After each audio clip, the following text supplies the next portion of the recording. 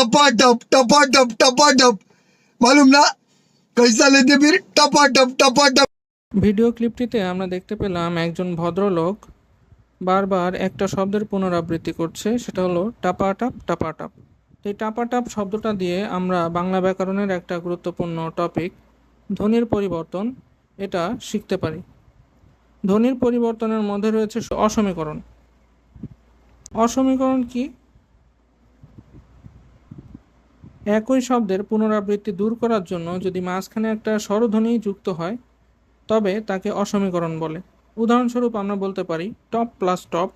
এটাকে top top না বলে আমরা যদি টপা টপ বলি, তাহলে দেখো এই টপের পরে একটি আ স্বরধ্বনি যুক্ত হয়েছে।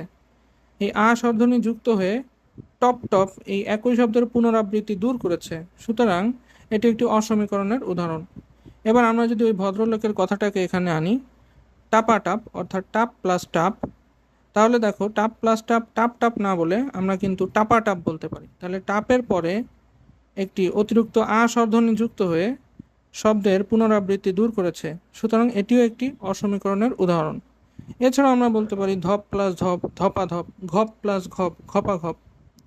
তো আশা করি তোমরা অসমীকরণ বুঝতে পেরেছো।